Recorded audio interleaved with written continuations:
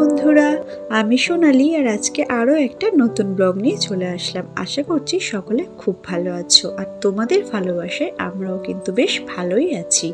তো আজকের ব্লগটা শুরু করলাম বিকাল থেকে আর এখন ঘড়ির কাঁটাতে বাজে ওই 5টা সাড়ে 5টা মতো। মাম্মাম আর আমি দুপুরবেলা খাওয়া দাওয়া করার পর এতক্ষণ একটু রেস্ট নিচ্ছিলাম। আর এখন দেখো মাম্মামের জন্য একটা আপেল কেটে দিচ্ছি। মাম্মামের ডায়েটে আমি প্রত্যেক দিন চেষ্টা করি একটা করে ফল রাখার। হয়তো কোনো দিন স্কিপ হয়ে যায়, কিন্তু বেশিরভাগ দিনই চেষ্টা করি একটা করে ফল রাখার। যেমন কালকে ওকে একটু বেদানার জুস করে দিয়েছিলাম আর আজকে দেখো একটা আপেল কেটে দিলাম। আমার মনে হয় আমার মেয়ের মতো কোনো বাচ্চার খাবার তালিকায় যদি ফল থাকে সেটা তারা কখনোই ভালোবেসে খায় না। জানো তো, আমার মাম্মামও কিন্তু ফল খেতে খুব একটা ভালোবাসে না, মানে খেতে হয় তাই খায়। তো যাই হোক, ওর আপেলটা খাওয়া হয়ে গেছে আর এখন দেখো আমি আর মাম্মাম একটু ছাদে চলে এসেছি। বিকাল হলেই মাম্মামকে কোনো দিন একটু রাস্তায় হাঁটতে নিয়ে যাই, আবার কোনো দিন ছাদে নিয়ে আসি। তো আজকে যেমন আর রাস্তাতে হাঁটতে যাইনি, ছাদেই এসছিলাম, কিন্তু একটু পরেই দেখলাম হালকা হালকা বৃষ্টি পড়ছে, তো সেই জন্যই নিচে চলে আসলাম। আর তাছাড়া সন্ধ্যাও হয়ে গেছিল। তো নিচে এসে প্রথমে সন্ধ্যা আরতিটা দিয়ে নিয়েছি আর এখন দেখো দিদিটা বাসনগুলো মেজে দিয়ে গেছে, তো সেগুলোই গুছিয়ে নিচ্ছি।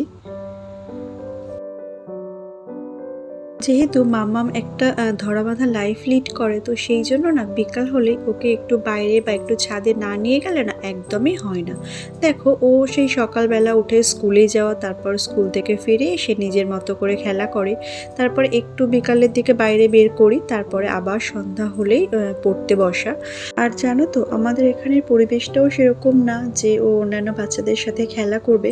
তো সেই জন্যই কিন্তু আমি ওকে একটু বিকালবেলাতেই ছাদে নিয়ে যাই বা একটু রাস্তায় ঘুরতে নিয়ে যাই, তাহলে ওর মনটাও একটু ভালো থাকে আর ও না ভালোভাবে সন্ধ্যাবেলা পড়াশোনাটাও করতে পারে। একটা বাচ্চার পড়াশোনার পাশাপাশি খেলাধুলা করাটাও কিন্তু সমানভাবে ইম্পর্টেন্স, কিন্তু বর্তমান দিনে দেখো সেই খেলাধুলা করার সুযোগই যেন তারা আর পায় না, তা সে পড়াশোনার কারণেই হোক বা অন্য কোনো কারণে হোক। তো যাই হোক, যেমন পরিস্থিতি হবে তার সাথে আমাদের সমান তালে তাল মিলিয়ে এগিয়ে যেতে হবে। তো তোমাদের সাথে গল্প করতে করতে আমার কিন্তু বাসনগুলো গুছানো হয়ে গেছে।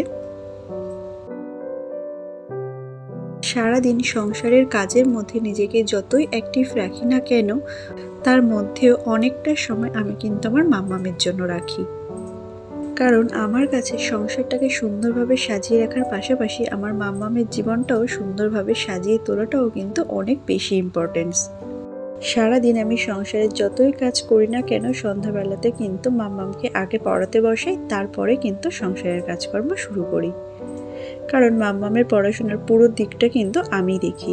হ্যাঁ, মাঝে মধ্যে ওর বাবাও দেখে, তবে বেশিটা কিন্তু আমাকেই দেখতে হয়। তো এই দেখো বাসনগুলো গুছিয়ে নিয়েছি আর এখন জলের বোতলগুলো একটু ভরে নিলাম। দিনের মধ্যে মোটামুটি 2বার করে ভরে নিলে আমাদের একটা করে দিন কিন্তু কেটে যায়। আর আমি না এইভাবে কাজ করলে আমার মেয়েও কিন্তু সারাক্ষণ আমার হাতে হাতে হেল্প করতে থাকে।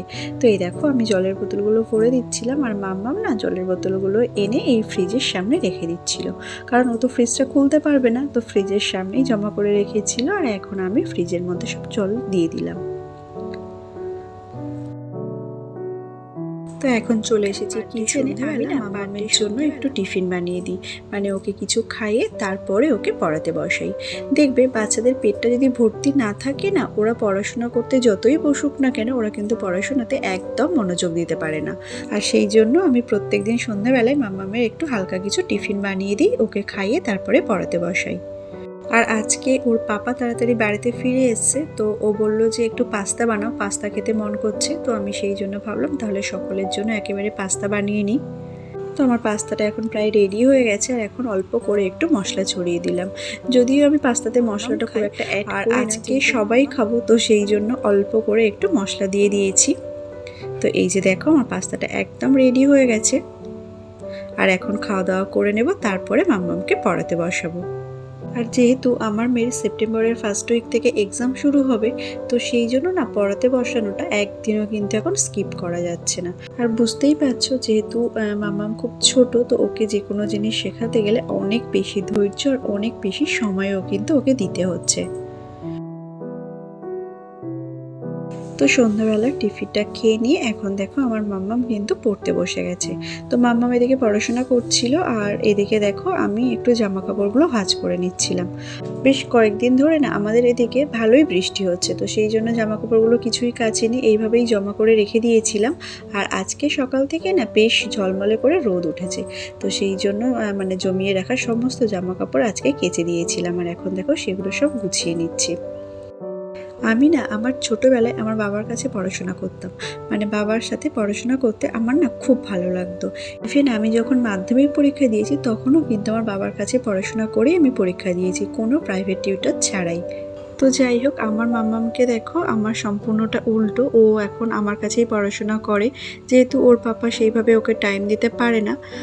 যেদিন ওর পাপা একটু তাড়াতাড়ি ফিরে আসে তো সেদিন পাপার কাছে পড়াশোনা করে, আর না হলে বাকি দিনগুলো আমি ওকে পড়াই। তো এই দেখো আমার জামা কাপড়গুলো এখন গুছানো হয়ে গেছে।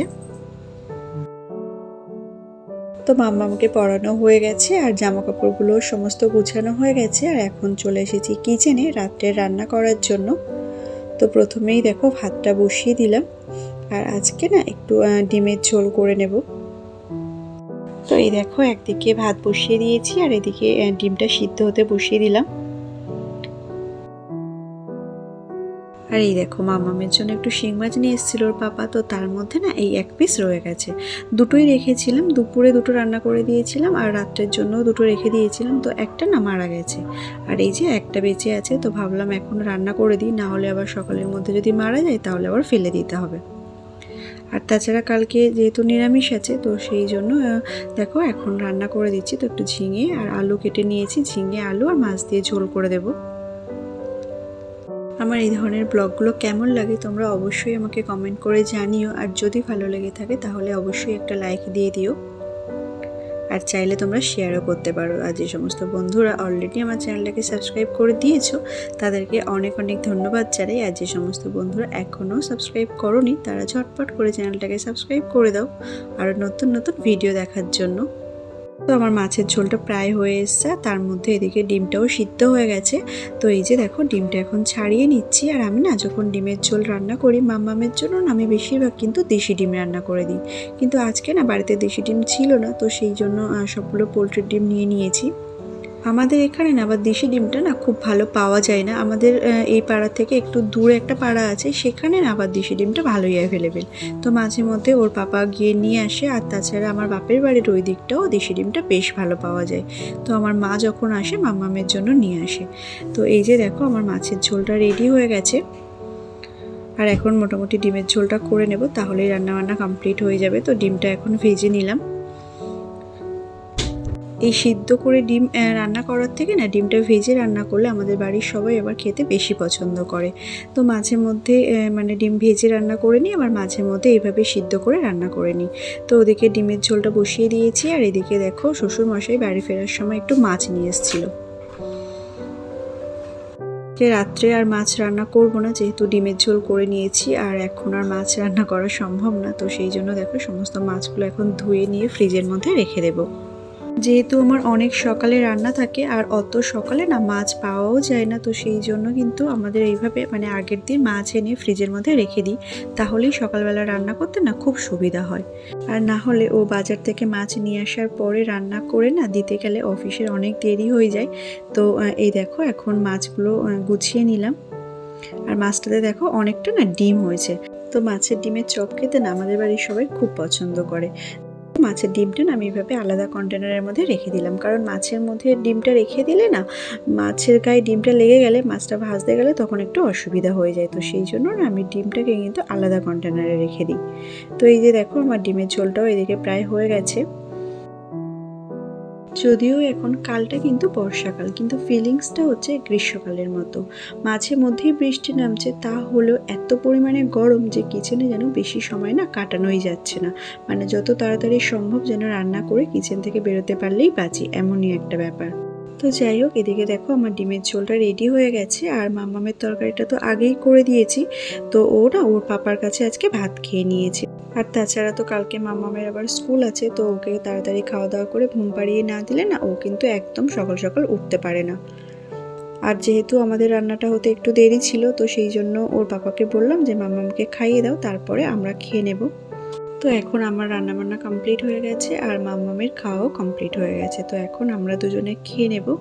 আর এখন দেখো আমি কিচেনটাকে না একটু পরিষ্কার পরিচ্ছন্ন করে নিচ্ছি। যদিও রান্না করতে করতে আমি না বেশ অনেকটাই কিচেনটাকে পরিষ্কার করে রাখি। তো চলো আজকের মতো টাটা, সবাই খুব ভালো থেকো, সুস্থ থেকো আর অবশ্যই নিজেদের খেয়াল রেখো। Thanks for watching.